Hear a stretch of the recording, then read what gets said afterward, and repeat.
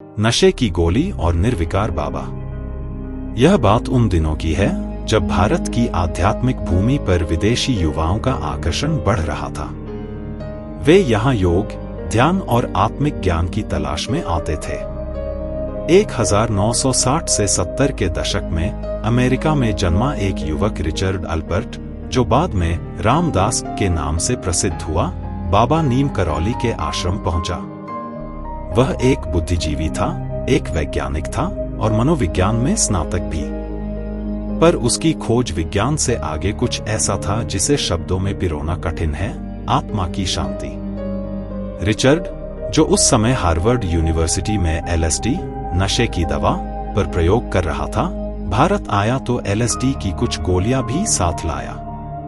उसने सुना था कि बाबा नीम करौली एक अलौकिक संत हैं, जिन पर न माया का प्रभाव होता है, न शरीर की इच्छाओं का।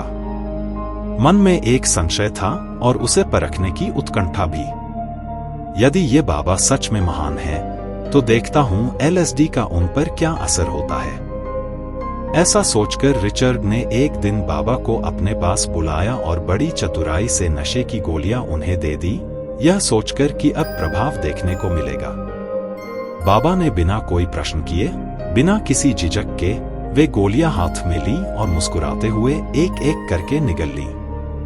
कुछ क्षण बीते, फिर कुछ और, पर न बाबा की आंखों में कोई लाली आई, न हंसी फूटी, न कोई विक्षिप्तता। वे वैसे ही शांत, स्थिर, गंभीर और वात्सल्य से भरे बैठे रहे, जैसे कुछ हुआ ही न हो। रिचर्ड विस्मित था। यह कैसे संभव है? ये तो वही दवा थी जो उसे या उसके दोस्तों को एक अजीब सी चेतना की दुनिया में पहुंचा देती थी। कभी हंसी, कभी रोना, कभी भय। और यह बाबा, जैसे कुछ छुआ ही नहीं हो।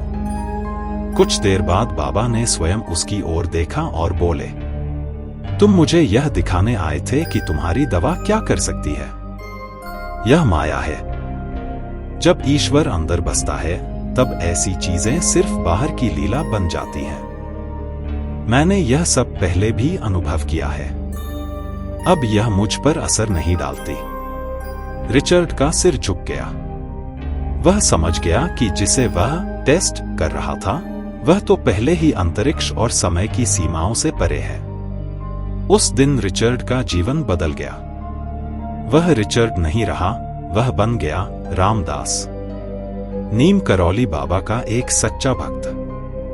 बाद में उसने अपनी प्रसिद्ध पुस्तक बी हियर नाउ में इस घटना का विस्तार से उल्लेख किया और यह बाबा की दिव्यता का विश्व प्रसिद्ध प्रमाण बन गया।